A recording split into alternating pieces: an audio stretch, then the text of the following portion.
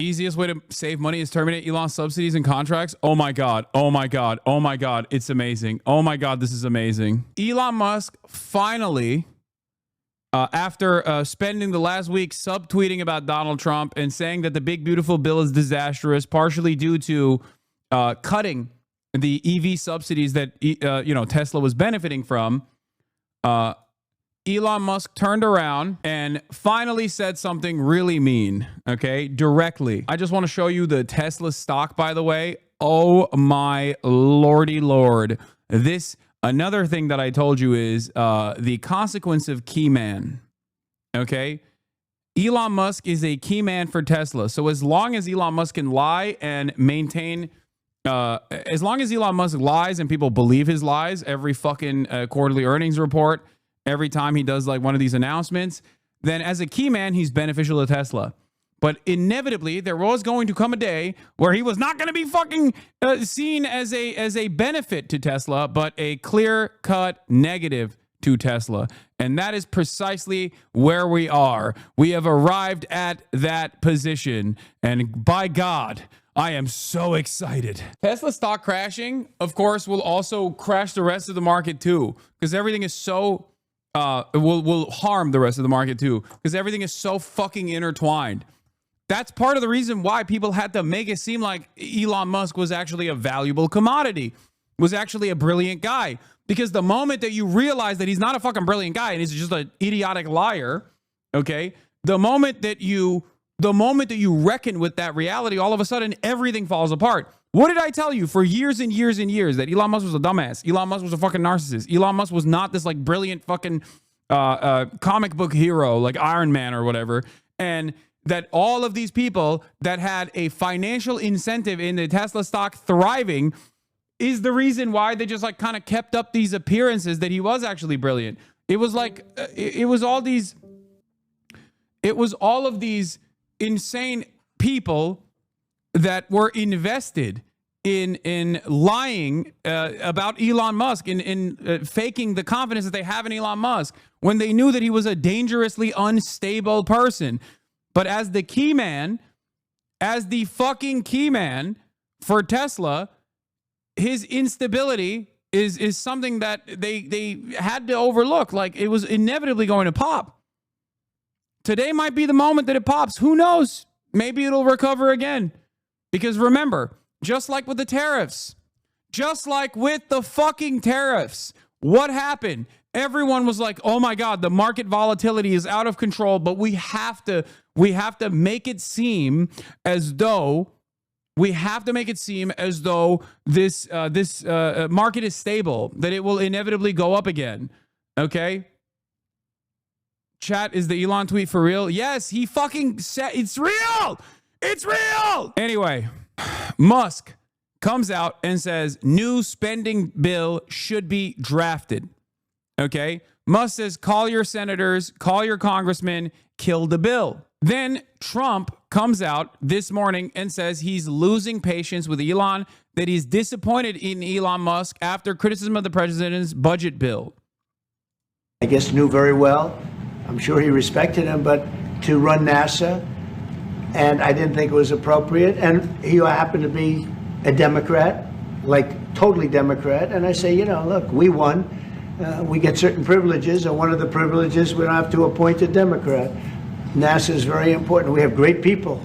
General Kane is going to be picking somebody with our. We'll be checking him out, seeing. But he wanted that person, a certain person, and we said no. And you know, I can understand why he's upset. Remember, he was here for a long time. You saw a man who was very happy when he stood behind the Oval desk. And even with the black eye, I said, do you want a little makeup? We'll get you a little makeup. But he said, no, I don't think so, which is interesting and very nice. He wants to be who he is, so you could make that statement too, I guess. Look, Elon and I had a great relationship. I don't know if we're well anymore. I was surprised because you were here. Everybody in this room practically was here as we had a wonderful send-off. He said wonderful things about me. You couldn't have nicer. Said the best thing. He's worn the hat. Trump was right about everything. And I am right about the great, big, beautiful bill. We call it a great, big, beautiful bill because that's what it is. And again, biggest tax cuts in history, biggest economic development moves anywhere. But I'm very disappointed because Elon knew the inner workings of this bill better than almost anybody sitting here, better than you people. He knew everything about it. He had no problem with it. All of a sudden he had a problem, and he only developed the problem when he found out that we're going to have to cut the EV mandate, because that's billions and billions of dollars, and it really is unfair. We want to have cars of all types. Electric, we want to have electric, but we want to have a gasoline, combustion. We want to have different. We want to have hybrids. We want to have all. We want to be able to sell everything. And when that was cut, and Congress wanted to cut it, he became a little bit different, and I can understand that. But he knew every aspect of this bill. He knew it better than almost anybody, and he never had a problem until right after he left. And if you saw the statements he made about me, which I'm sure you can get very easily, it's very fresh on tape. He said the most beautiful things about me, and he hasn't said bad about me personally, but I'm sure that'll be next. But I'm very disappointed in Elon. I've helped Elon a lot. Mr. President, did he? I just want to clarify. Did he raise any of these concerns with you privately before he raised them publicly? And this is the guy you put in charge of cutting spending. Should people not take him seriously about spending now? Are you saying this is all sour grapes? No, he worked hard and he did a good job. And I'll be honest, I think he misses the place.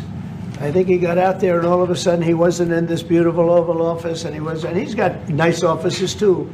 But there's something about this one. I was telling the Chancellor, this is where it is. People come in here, even from Germany. They come in and they walk into the Oval Office, and it's just a special place. It's, you know, World War I, it started and it ended here, and World War II, and so many other things. Everything big comes right from this beautiful space. It's now much more beautiful than it was 6 months ago. A lot of good things are happening in this room. And I'll tell you, he's not the first. People leave my administration and they love us. And then at some point they miss it so badly, and some of them embrace it and some of them actually become hostile. I don't know what it is. It's sort of Trump derangement syndrome, I guess they call it. But That's the perfect bar. Claiming that Elon has Trump derangement syndrome is amazing. That is amazing. It's spectacular. Obviously, Trump, first of all, Trump is still being kind of nice in comparison to how Trump normally reacts to this level of backstabbing. Trump normally would be way more aggro. He'd be like, I don't know who this guy is. He's a fucking loser, all this stuff. I hope that they bring this up a lot. Okay? I knew that it was going to inevitably happen. Everyone knew that this was going to inevitably happen. They have there are too many big personalities in one fucking room. Like, the Trump-Musk crash out was going to be legendary. I just never thought that it would be this disastrous. You're not realizing that this kind of commentary is absolutely rage-inducing in a guy like Elon. Minimizing his impact is far more upsetting and offensive than him blowing up at him in a mirrored kind of manner. No, you will hear Donald Trump blow up at him as well. The reason why he didn't actually blow up on him this way is not because he wants to cut at Elon in a way that hurts the most. It's, I think, because I think Trump still realizes that Elon is super fucking wealthy. And also, he gave him the fucking nuclear launch codes, man. He gave him the keys to the castle for $250 million. So Elon does have a lot of money and does have a lot of power, but so does Donald Trump.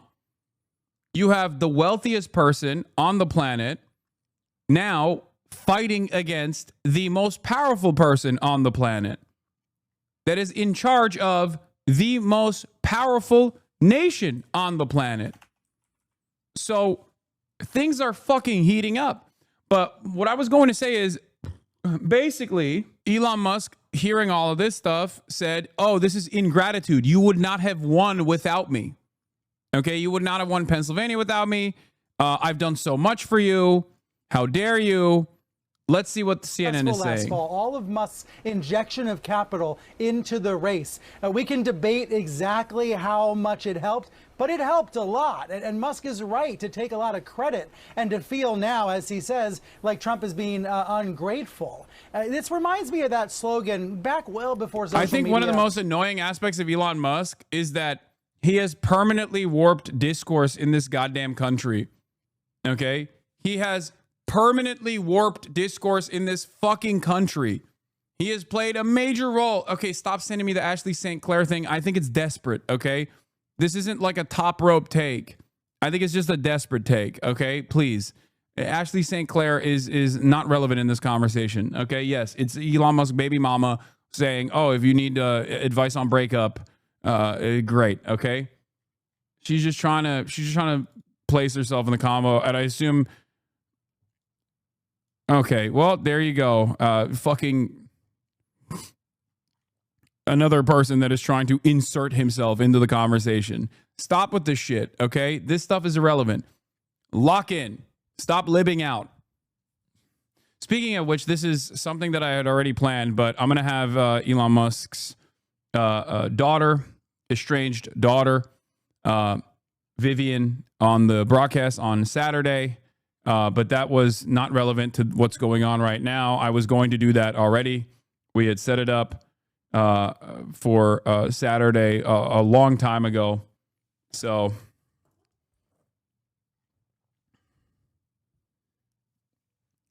but yeah, in any case, let's get back to the situation at hand. What I was going to say is Elon Musk's impact. Yes, IRL, she's going to be here. Elon Musk's impact on political discourse, American politics, has been cancerous, toxic, disgusting. Elon Musk has found a way to unleash the neo-Nazi scourge upon every orifice of political discourse in this country. He has normalized neo-Nazis. He has promoted neo-Nazis. He is the reason why he plays just as big as a role in the reason as to why anti-Semitism is exploding everywhere as much as Israel. He has played as big as a role as Israel. And I mean it.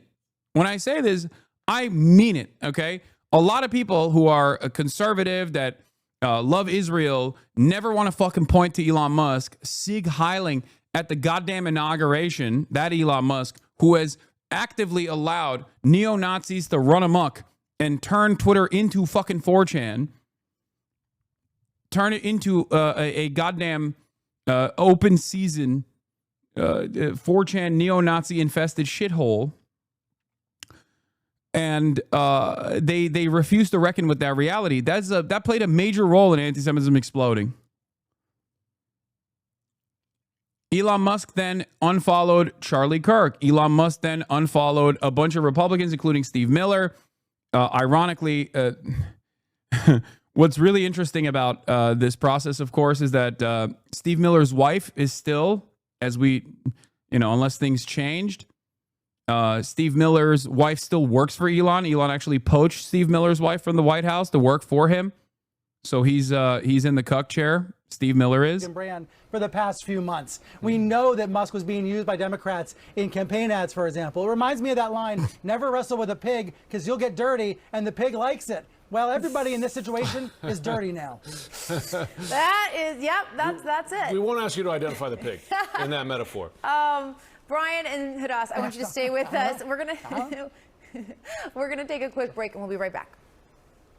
Yeah. So the final culmination of all of this, this back and forth led to Elon Musk tweeting about how it will massively increase the already gigantic budget deficit. Elon Musk actually quote retweeted an early tweet from Donald Trump from many, many years ago about the debt ceiling, raising the debt ceiling, because Trump had tweeted in the past like, oh, I'm a Republican. As a Republican, who wants to fucking raise the debt ceiling? And now Trump is directly talking about terminating Elon Musk's contracts. And in that process, here is Trump saying, the easiest way to save money in our budget, billions and billions of dollars, is to terminate Elon's governmental subsidies and contracts. I was always surprised that Biden didn't do it. And then, of course, the final point of this back and forth was when Elon Musk said, time to drop the really big bomb. Real Donald Trump is in the Epstein files. That is the real reason they have not been made public. Have a nice day, DJT. I don't know if Donald Trump has retaliated to this since then. It doesn't seem like he has, but he said Elon was wearing thin. I asked him to leave. I took away his EV mandate that forced everyone to buy electric cars that nobody else wanted, that he knew for months I was going to do, and he just went crazy. That's Donald Trump's Donald Trump's take on the matter. Elon Musk basically called him a pedophile. And I don't know what he has tweeted. I have to unblock him for this, by the way, because he's actually now posting something relevant for the first time ever, I think. Yeah, he said such an obvious lie, so sad. So now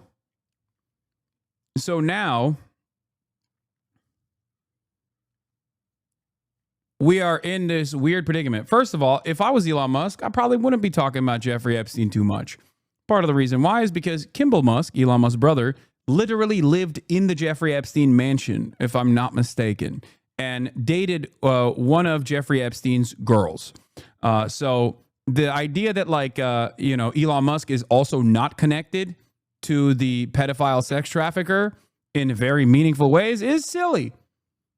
This is how all of these super wealthy, super rich people operate. They all are up one another's assholes. They're all directly related to Jeffrey Epstein. Okay? Elon Musk also said this, responding to Laura Loomer, it's heating up. Will be interesting to see what Republican lawmakers do now. I know lawmakers who are asking if they should side with President Trump or Elon. I've been on the Hill all day, and it's all anyone's asking about. The most powerful man in the world versus the richest man in the world. Elon Musk replied and said, and some food for thought as they ponder this question. Trump has 3.5 years left as president, but I will be around for 40 plus years. One thing's for sure, it ain't boring. Smiling, crying emoji.